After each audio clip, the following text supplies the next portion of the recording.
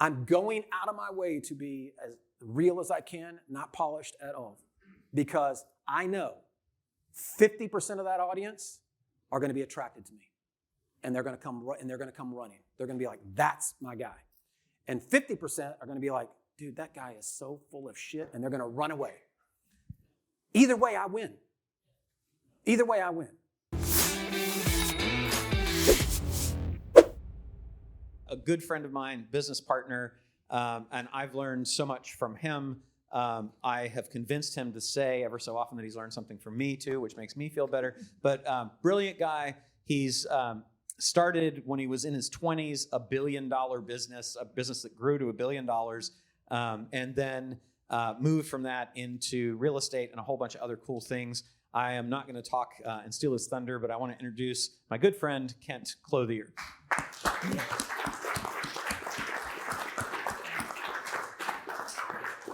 And what's cool is Kent is so kind to come and volunteer. He just got done with a giant event in Florida, where for the real estate space, and isn't really even recovered from that yet, and has come in to share today. I'm trying. But one of the things that we talked about was masterminds just a minute ago, how they can be a great source of deal flow. And I love all the cool stuff. I would love for you just to tell the story of kind of boardroom, how it started, maybe where it faltered a little bit, how you got clear and focused, and what you're doing now with it. Yeah. So thanks, guys, for having me here. Listen, man, Roland means the world to me. As he mentioned, we are business partners, but first and foremost, we are very, very close friends. He is a mentor to me.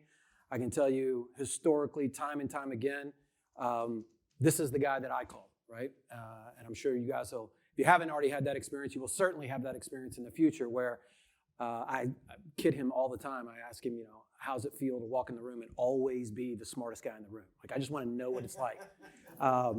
But, we met in a mastermind. Yeah, we met in a mastermind. We were, I guess, part of the original War Room crew, right? And that's a funny story, because when we met in the mastermind, a little trip down memory lane here for a second, War Room back then was a handful of people. I mean, at best, it was like 25 people. And at the end of each War Room, they always had the Wicked Smart, and every single time, Roland would win it. And it got to be like the running joke. It's like, how many laptops, how many iPads can you fucking get? Okay, we get it. Like, you got just a stack of boxes in here because you just keep winning. But for me personally, it allowed us to connect to a point. I was living in Florida, he was living out here, that I realized very quickly that connection and being close to Roland was a really big deal to me. Maybe some of you guys have had that experience. So much so that I literally called him and said, "Hey man, I just want to go to lunch." And we met at the Grand Del Mar right here. And I literally flew all the way across the country from Miami to San Diego to go to lunch with him, and then turned around and flew home. That's how important it was to me.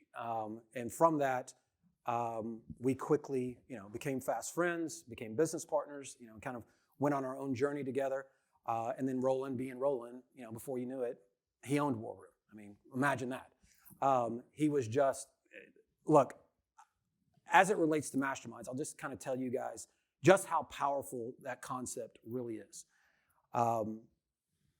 As Roland said, I got in the real estate space about 20 years ago. I had built a very large organization before in a grocery arbitrage business, and been very, very successful. Got in a run-in with my partners, and we parted ways. They continue to run that business today. It's still a multi-billion-dollar company, but I went on my way. And after I exited, I started falling into real estate investing and got really, really good at it. Took what I had learned in my 20s in business and started applying it to an industry that was traditionally very splintered and fractionalized. Nobody really understood how to run it like a big business. And as fate would have it, we turned it into a really big business. Right now, we flip about 800 houses a year in 11 different markets. We manage about 8,000 single-family homes today. All of it kind of came out of that. And equally what came out of it was the opportunity for me to start teaching people. Guys, I'm a redneck from Memphis, Tennessee, right? I mean, I'm nothing special, but so if I could do it, anybody could do it. started teaching people how to do what I was doing. And that led me into the education space. Two negotiating things to think about is if anybody ever tells you they're a redneck or nothing special, they're full of shit. Fair enough. But I will tell you that what happened was, one led to two led to three, and it just kept going, right? So investing turned into being able to train people and coach people, and then software applications, and then owning title companies and mortgage companies, and all these things that started spinning out of it. And along the way, I had experienced War Room. I realized how powerful that concept was. I had never been around anything where effectively you get into a room and everybody becomes super vulnerable and says, I need help, right? And show me how to connect some dots. To me, that was completely foreign. But I'd seen the impact of it. And so about 10 years ago, I decided I was going to bring that to real estate. And the way I viewed it at the time was, if nobody else is going to do this, I'll do it. And it became, an amazing little group, 100 or so very, very successful real estate investors. Do you mind talking a little bit about, because I remember I was at that first boardroom, the mastermind's called the boardroom meeting, and you had two other partners, and there weren't a lot of people there. And I think that's a kind of seeing where that started and what it's grown into, a cool thing to share, just because. Yeah. I mean, because it's I think it's intimidating. People think, well, how do I start and get 200 people in? Yeah, no, it wasn't like that. I think we probably had 40 maybe in that room. Wasn't a room much larger than this. And I can tell you exactly what I did to fill that room. I basically went to a guy that was doing all of my direct mail, and at the time, it was a new concept, was I bought these video mailers. You guys may have seen these, but basically it looks like a postcard, but when you open it, a video starts playing. And that entire thing cost me $22, right?